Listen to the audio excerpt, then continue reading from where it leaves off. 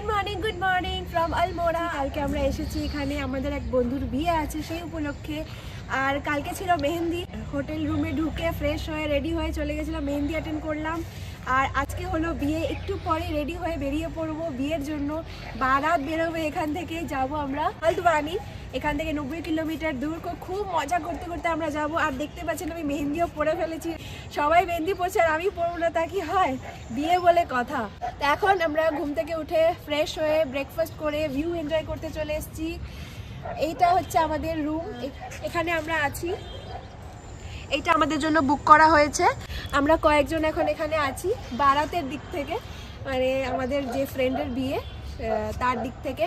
এখান থেকে ভিউটা দেখুন, পুরো আলমোড়াটা কত সুন্দর দেখা যাচ্ছে। তো এখন আমরা রেডি হব তাড়াতাড়ি করে, 12টার মধ্যে বেরোতে হবে, হলদওয়ানি যেতে হবে, বারাত যাবে। তো আস্তে ধীরে নাচতে গাইতে যাবো সবাই, তো টাইম লেগে যাবে অনেকটা। খুব মজা হবে, আমাদের ভিডিওর সাথে থাকুন, আমাদের সাথে থাকুন, খুব এনজয় করবো আমরা। আর আশা করছি আপনাদেরও ভিডিওটা ভালো লাগবে। তো এই যে আমি হয়ে গেছি রেডি, বারাত কিছুক্ষণের মধ্যে বেরোবে। বাট একটা ছোট্ট গন্ডগোল হয়ে গেছে, আমরা এসেছি স্নোফল স্টার্ট হয়ে গেছে, তাও আবার ফেব্রুয়ারি মাসে। বৃষ্টি হতে পারতো, বাট স্নোফল হয়ে গেছে। এবার কি করে কি হবে দেখা যাক। আলমোড়াতে আমি যেটা শুনেছি আমার বন্ধুর কাছ থেকে, কখনো কখনো হয় স্নোফল, খুব রেয়ার, ঠিক আছে, যেটা 6000 ফিটে হাইটে আছে। বাট হঠাৎ আজকে মানে আমরা অ্যাকচুয়ালি যেখানেই যাচ্ছি না সেখানেই স্নোফল স্টার্ট হয়ে আছে। তো বলা হয় না যে যার জন্মতে বৃষ্টি হয় তো তার বিয়েতেও বৃষ্টি হয়। তো ওর মনে জন্মতে স্নোফল হয়েছিল, তাই আমি বলতে বিয়ের দিনে স্নোফলই হচ্ছে। তো জন্মতেই হয়তো স্নোফল হয়েছিল, তাই বিয়ের দিনও স্নোফল হচ্ছে। যে আমরা বেরিয়ে পড়ছি, আর কোটও নিয়ে নিয়েছি সাথে। এখন আমাদের নিতে কেউ আসছে, ওর সাথে যাব।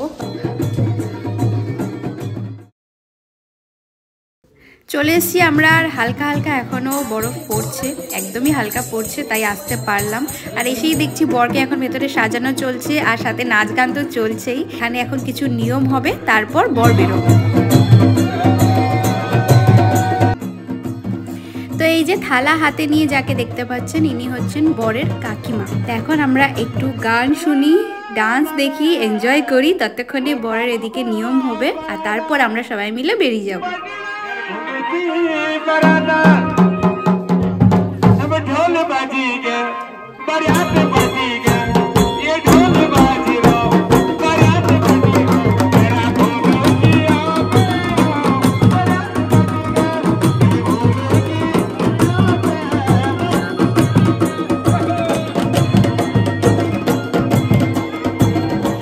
বাচ্চাটা আর বাচ্চাটাকে কোলে নিয়ে যাকে দেখতে পাচ্ছেন, ইনি হচ্ছেন বরের দাদা আর দাদার ছেলে।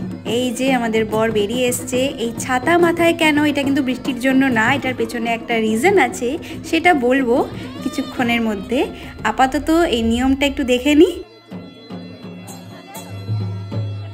এই যে যে এখন কলসিটা ঘোরাচ্ছে, ইনি হচ্ছেন বরের মা। তো কিছু নিয়ম চলছে বর বেরোনোর আগে।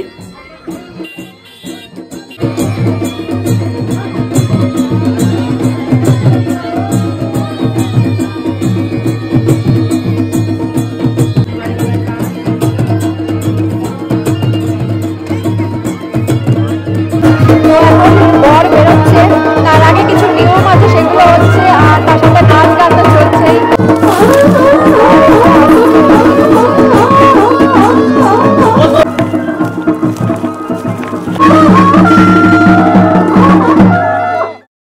তো এই যে আমাদের গাড়ি ছেড়ে দিয়েছে, তো বর বেরিয়ে গেছে, এবার আমরাও বেরোচ্ছি।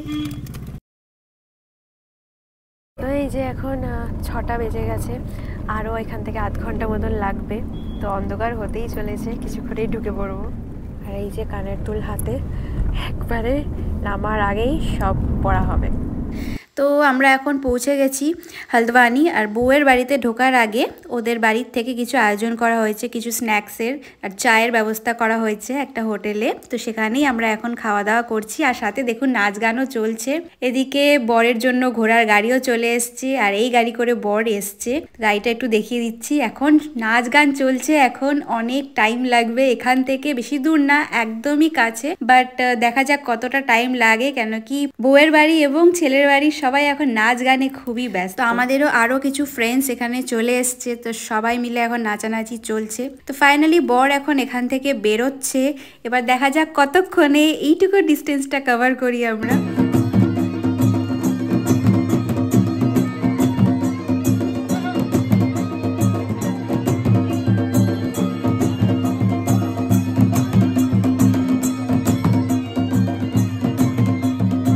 এখন বরকে নিয়ে যাওয়া হচ্ছে ঘোড়ার গাড়িতে ওঠানোর জন্য।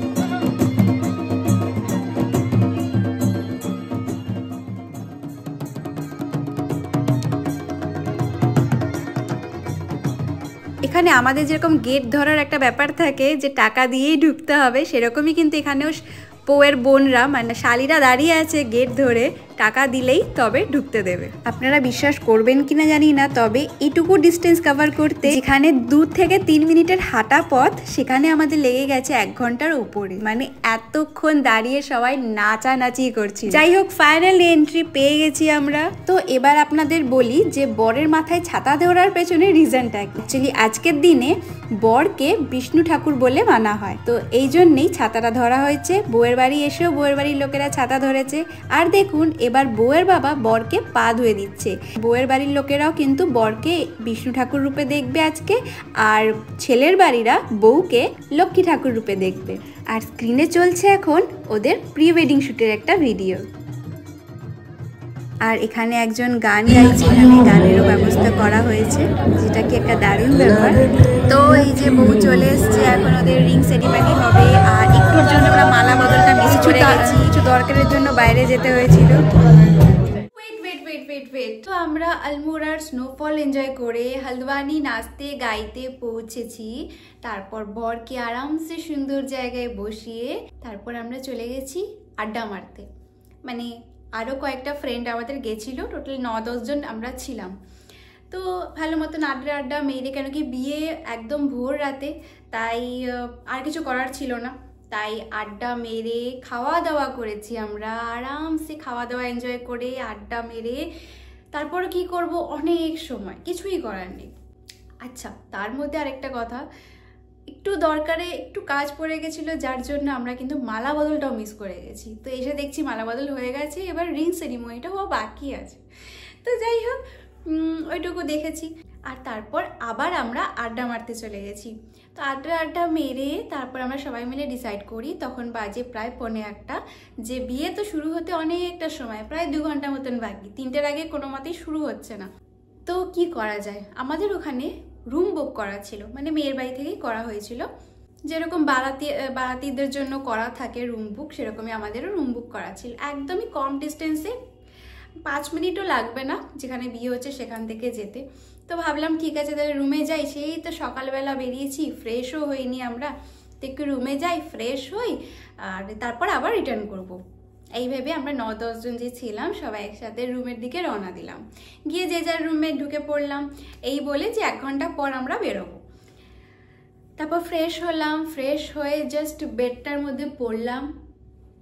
ওটাই হয়ে গেছিল আমাদের ভুল, সবার সাথে আমাদের একই কেস হয়েছে। তো যেই বেডে পড়লাম, চোখটা যখন খুললাম তখন বাজে ভোর 5:30। একটা বিগ ব্লান্ডার, বিয়েই মিস হয়ে গেল। 5:30টার মধ্যে কিন্তু বিয়ে অলরেডি কমপ্লিট। আমরা তাও তাড়াতাড়ি করে রেডি হয়ে বিয়ে বাড়ির জন্য রওনা দিলাম, যে যদি কিছু বাকি থাকে। বাট তখন গিয়ে দেখি তাও আমাদের পৌঁছাতে বিয়ে বাড়ি প্রায় 6টার বেশি হয়ে গেছিলো, কেন কি 5:30টায় জাস্ট উঠেছি। তারপর ফ্রেশ হয়ে রেডি হয়ে বিয়ে বাড়ি গেলাম। ততক্ষণে গিয়ে দেখছি যে বিদায়ের রিচুয়াল চলছিল, মানে এতটাই দেরি হয়ে গেছে আমাদের, প্রায় যেতে যেতে 6টা 15-20 হয়ে গেছে আমাদের, ফ্রেশ হয়ে রেডি হয়ে যেতে যেতে। ততক্ষণে বিদায়ের রিচুয়ালটা স্টার্ট হয়ে গেছিল, মানে বিয়ে একদম কমপ্লিট, বিয়ের আর আমরা কিছু দেখতে পাইনি। তো আমাদের সাথে এই দুঃখের স্টোরিটা ঘটে গেছে। একে তো মালা বদল মিস করে গেছি, তখনই একটা দরকারি কাজ চলে এসেছে যেটার জন্য আমাদের ওখান থেকে বাইরে বেরোতে হয়েছে, আর তখনই মালা বদলটা হয়ে গেছে। তো যাই হোক, মালা বদল মিস হলো, বিয়ে মিস হলো, বাট চিন্তা নেই, এটা দুঃখ পেয়েছিলাম। কিন্তু তারপরের যেগুলো রিচুয়ালসগুলো হলো, যেভাবে সেলিব্রেট করা হলো, সব দুঃখ আবার কিন্তু চলে গেছে। কেন কি তারপর এত মজা করা হয়েছে, বউকে কিভাবে শ্বশুরবাড়িতে ঢোকানো হলো, কিভাবে নিয়ে যাওয়া হলো, খুব একটা ইউনিক ব্যাপার। আর আমাদের খুব সুন্দর লাগলো, খুব ভালো লাগলো। তো এত কিছু সেলিব্রেশনের পর এই বিয়ের যেটা মিস করে গেছি সেটা কিন্তু আমরা ভুলে গেছি।